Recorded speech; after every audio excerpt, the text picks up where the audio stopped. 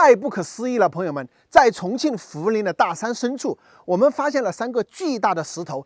这3个石头就像是被谁扔在这里的一样，其中有一个石头中间被齐整整的断开，就像是被什么东西切割开的一样。当地人称之为雷打石。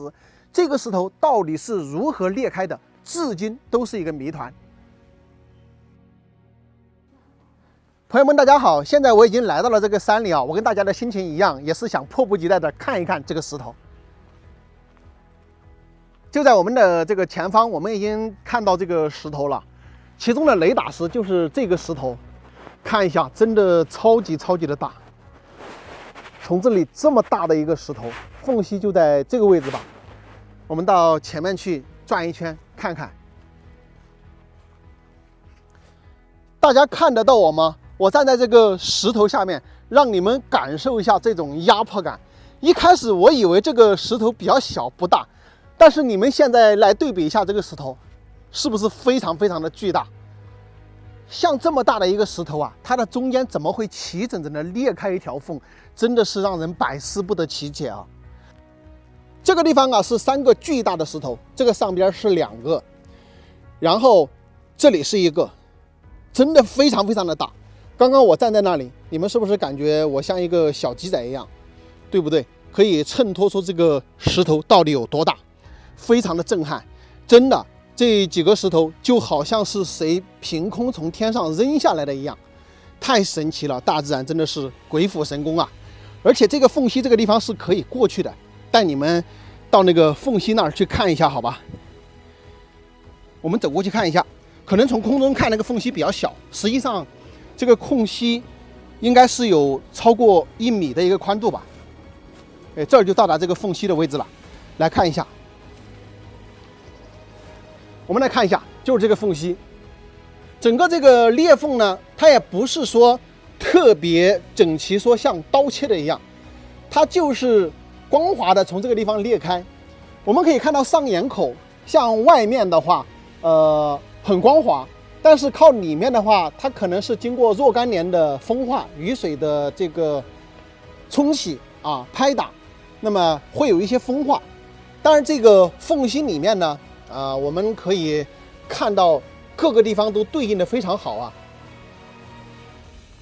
有没有一种可能啊，这几个石头是哪个神仙扔在这里的？如果这个石头不是从空中扔下来的，它怎么会从中间裂开呢？很神奇啊！我们走到这个缝隙里面来，可以很清楚的看到它是贴合的一个状态，只是从这个地方裂开了。上方的口子呢就张得大一点，大概有1米左右的一个口子，这个下方呢就窄一点啊，也就是几十公分。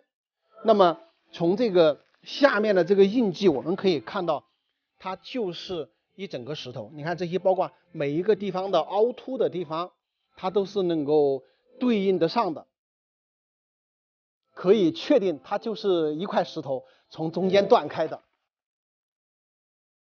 当地的村民呢称这个为雷打石，这个呢只是一个传说啊。那么有没有雷打石呢？我告诉大家，实际是有的。在我们大山深处的一些石头里面，它有洞穴。一些蜈蚣呢，它就会住在这些洞穴里面。蜈蚣它是会接电的，每当电闪雷鸣的时候啊，它有可能接到闪电，这个时候呢，它就会被雷劈，就会出现什么雷打石。但是当遇到这种情况的时候呢，石头会被劈得七零八落，就不会说像这里这样整整齐齐的断开了。所以说这个石头是雷打石的可能性，我觉得比较小。那么又有朋友说，会不会是地壳的下沉让这个石头自然的断开呢？大家可以想象一下，我们在河里面的时候捡到一个团团的石头，往远处扔去的时候，即使是砸到别的大的石头上，它也不大可能从中间齐整整的断开，而是边上破一些皮啊，破一些石碎。而且这个石头它本身是比较坚硬的，我们不要说下面下沉它断开，即使我们用一个千斤顶把它顶起来，它也不可能断开的。有时候啊，我们不得不感叹大自然鬼斧神工的创造力。就像这个石头，它是如何裂开的呢？反正我是无法理解，你们能理解吗？